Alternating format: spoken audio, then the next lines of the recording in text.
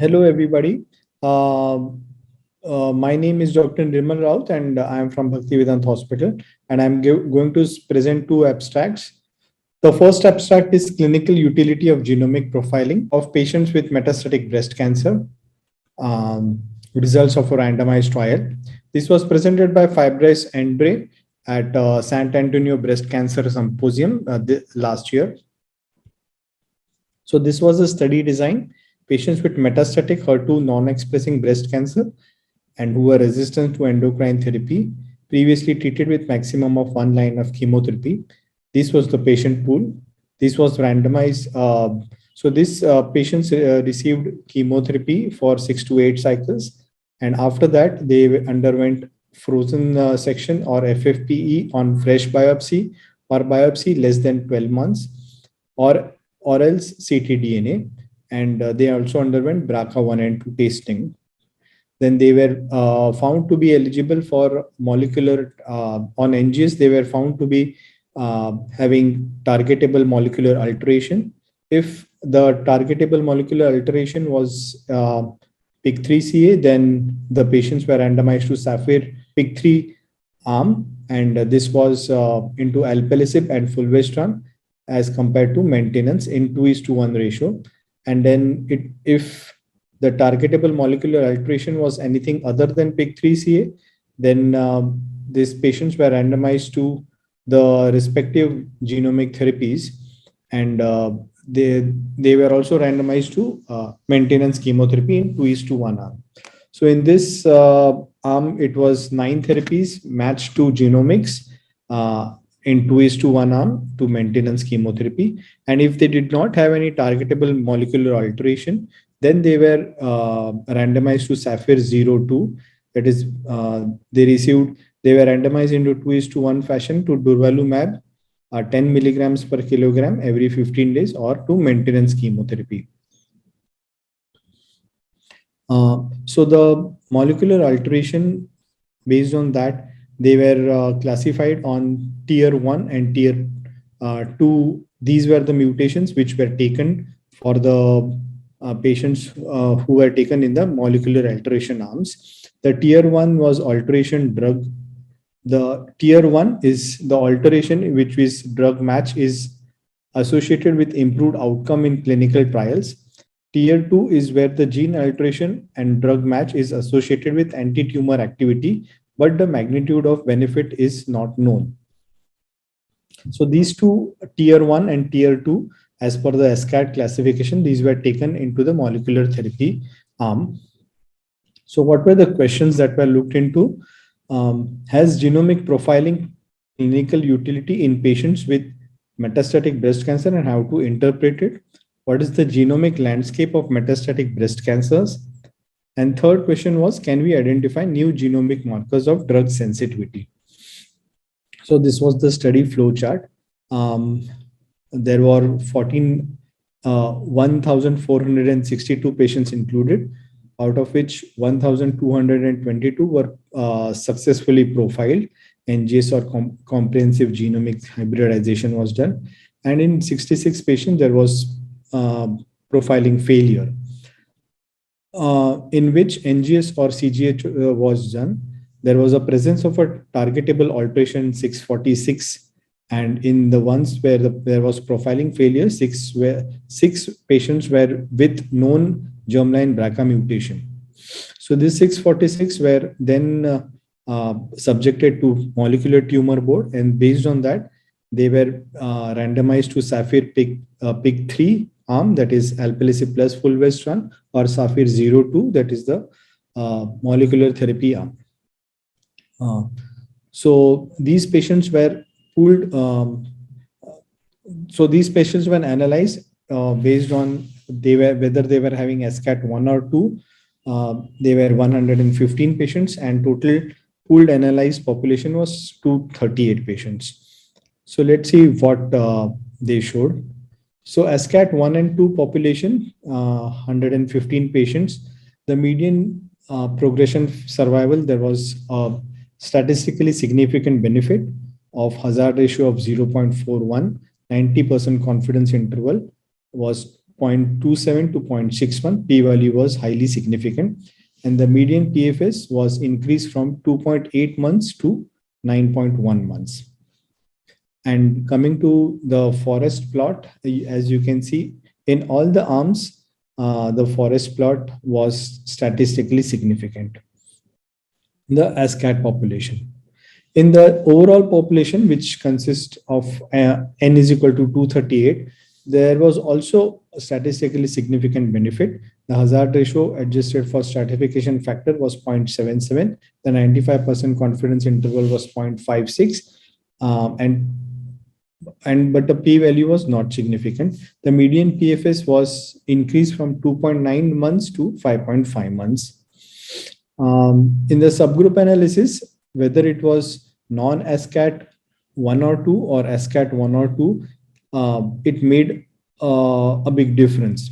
So the ASCAT 1 and 2 only showed the statistically significant results.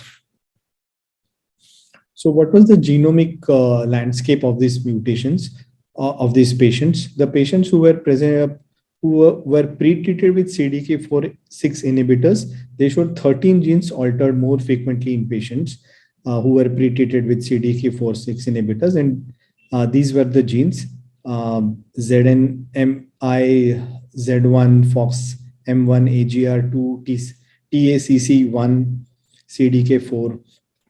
So these were the frequently altered genes.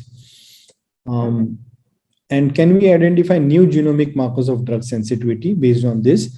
So germline PTEN mutations and capivasertib was one of the genomic markers which was found to be new genomic markers of drug sensitivity. And CD24 amplifications and durvalumab were again found to be sensitive.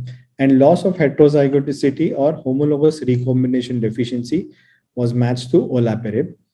So this was the patients with BRCA1 and 2 alteration treated with olaparib. So this, on the left side, this was the loss of heterozygosity for BRCA gene, BRCA1 or BRCA2.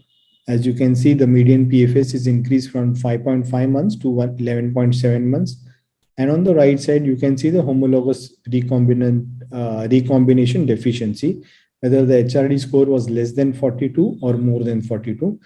For more than 42, the HRD score, the median PFS was increased from 2.7 months to 10.2 months.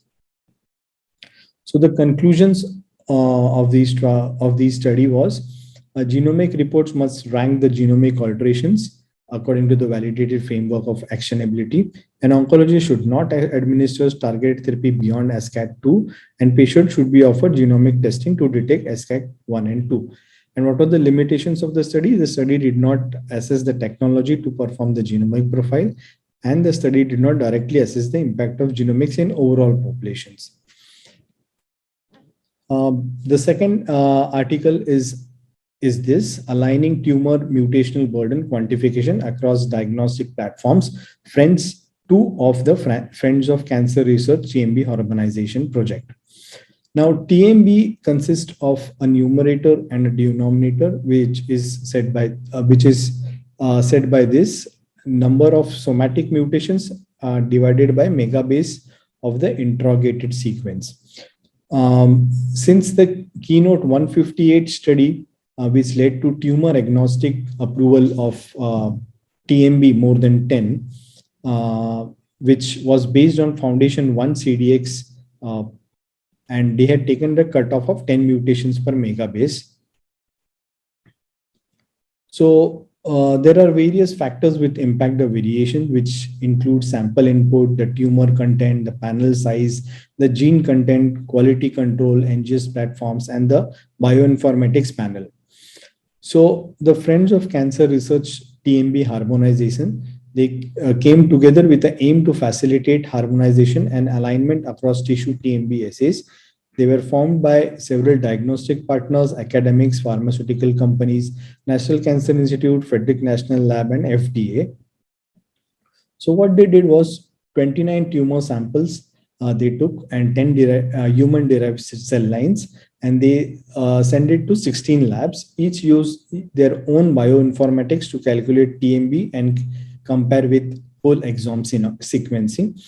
And the positive percentage agreement and negative percentage agreement was calculated. Impact of pathogenic variant and germline variants on TMB estimates were assessed. Calibration curve specific to each panel was also assessed. So as you can see in this, this were the box plot of the tumor mutational burden of the various 16 assays. This is the one on the left is less than tumor mutational burden less than 20 as per the whole genome sequencing, and tumor mutational burden more than 20 in the whole genome sequencing. And these were the human derived cell lines. So these were the human derived cell lines. Yeah. And so in this diagram, you can see that the impact of the panel size on the negative predictive value and the positive predictive value on the TMB estimate. As you can see, above a certain cutoff, it becomes normalized. And in the B chart, you can see that impact of the gene contents, including pathogenic variants and synonymous variants on the panel TMB estimate. So as you can see, they have removed the pathogenic variants and synonymous variants. And in the below in the C diagram, you can see the impact of population allelic thresholds on germline variant filtering. And this was application of two calibration approaches. In one chart, you can see three figures. One figure is uncalibrated clinical samples. Second is calibration with TCGA, and third is calibration with cell lines. And the horizontal line is the whole exome sequencing TMB. Yeah. So the results of this study was the panel size more than 678 kilobase was necessary for positive predictive value and negative predictive value for calling TMB high versus low across range of cutoffs used in practice. Failure to filter out pathogenic variants results in overestimating the TMB as compared to whole exome sequencing TMB. Third, filtering out potential germline variants at more than 0% population allelic frequency resulted in strongest correlation with whole exome sequencing TMB. And last was application of the calibration approach based in the TCGA data tailored to each panel assay reduce the spread of the mean TMB as compared to the whole exome sequencing TMB as reflected in the lower mean square root value for 26 out of 29, that is 90% of the clinical samples. Thank you.